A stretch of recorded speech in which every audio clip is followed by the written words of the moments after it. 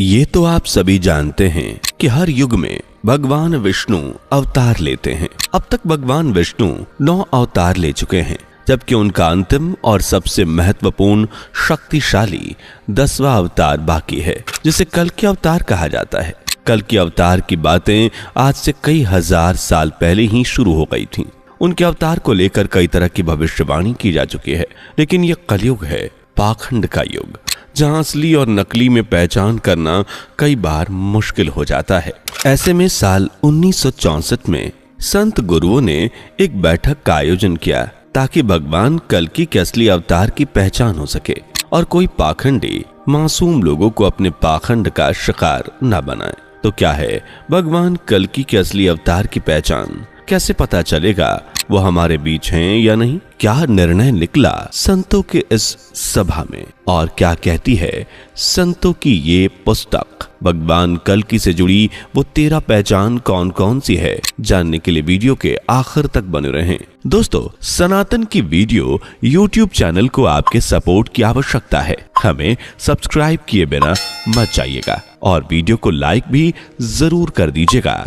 मित्रों, कई धर्म ग्रंथों के अलावा भगवत गीता में बताया गया है कि जब जब पृथ्वी पर पाप बढ़ेगा, धर्म की हानि होगी, तब तब धर्म की रक्षा के लिए भगवान विष्णु अवतार लेंगे। वर्तमान कलयुग में जब पाप अधर्म अपनी चरम सीमा पर होगा, तब भगवान विष्णु कल्कि अवतार लेंगे, जो उनका अंतिम और सबसे शक्तिशाली अवतार होगा।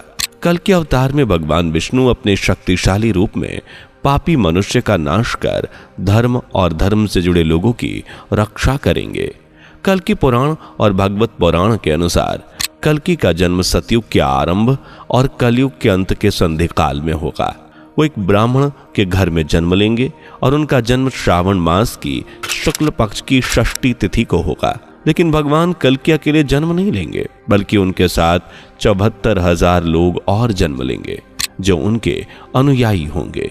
इसके अलावा 64 धर्मगुरु और 8 सैन्य अधिकारी भी जन्म लेंगे, और ये सभी पब्लिसिटी से दूर एकांत दूर दराज जंगलों में रहेंगे।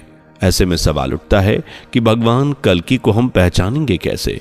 हमारी तरह भारत के साधु संतों के मन में भी यही सवाल था कि भगवान कल्कि को पहचानेंगे कैसे?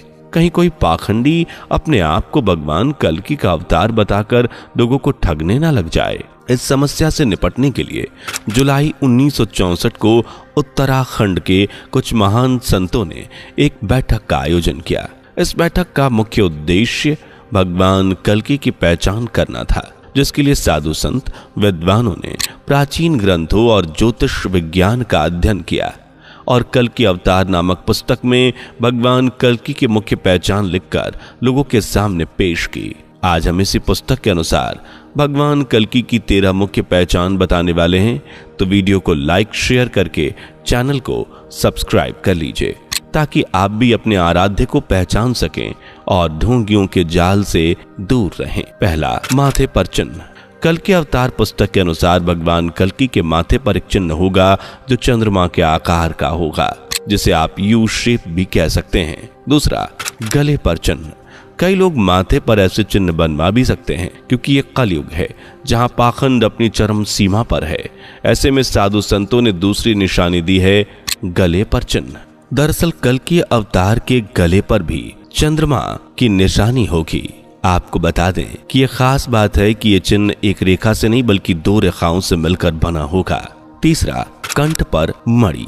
भगवान कल्कि की अलग पहचान होगी, उनका कंठ। जी हाँ, उनके कंठ पर एक चिन्ह होगा, लेकिन यह चंद्रमा का नहीं बल्कि कौस्तुभ मणि का चिन्ह होगा।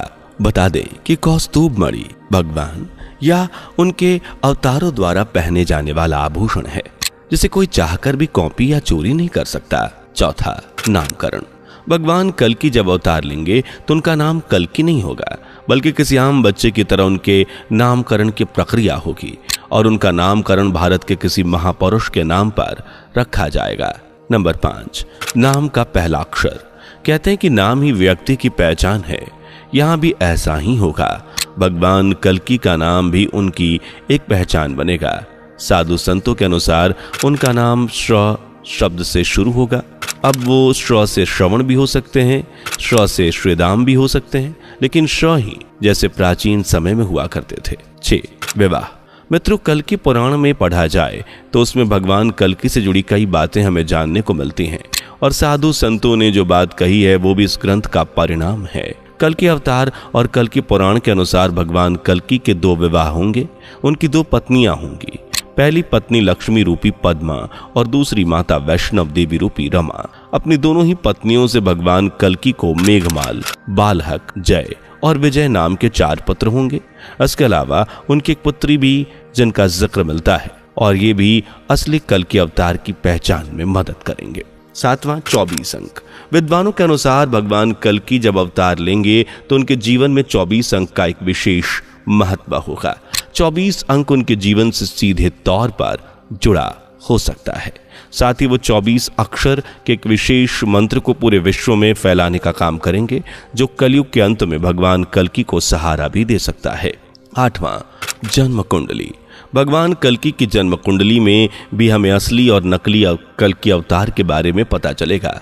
साधु संतों के अनुसार भगवान कल्कि की कुंडली में लगन का स्वामी चंद्रमा, शुक्र और बुध से युक्त होगा। 9वां साहित्य की रचना। मित्रों, भगवान कल्कि द्वारा एक विशेष साहित्य की रचना की जाएगी जो कलयुगी मनुष्य के विचारों में बदलाव लाने का काम करेगा। उनके साहित्य को विचार क्रांति के लिए महत्वपूर्ण माना जाएगा। 10वां जन्म स्थान। भगवान कल्कि के जन्म को लेकर कई ग्रंथ में अलग अलग बातें लिखी गई हैं।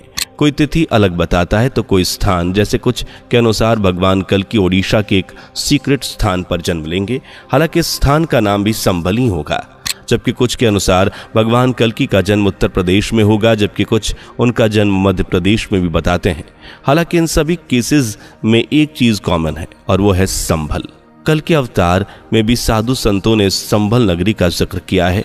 भगवान कल्कि संभल नामक नगर में जन्म लेंगे।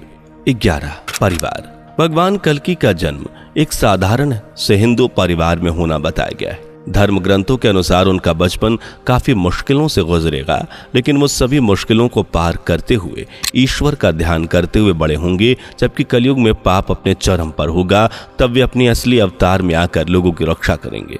इस सब में उनका परिवार भी उनकी मदद करेगा। उनके पिता एक तपस्वी होंगे जिनका नाम विष्णु यशा होगा, जबकि माता का नाम होगा सुमति। इसके अलावा उनके भाई भी होंगे जिनके नाम सुमंत, प्राज्ञ और कवि बताए गए हैं। 12वां संगठन के स्वामी। भगवान कल्कि को एक बड़े संगठन का स्वामी बताया गया है।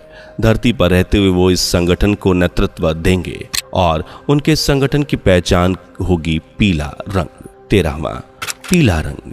सिर्फ संगठन ही नहीं बल्कि कल्कि के पूरे जीवन में पीले रंग का बड़ा ही महत्व देखने को मिलेगा। भगवान कल्कि वस्त्र भी पीले रंग के ही पहनेंगे और पीले रंग को ही ज्यादा महत्व देंगे।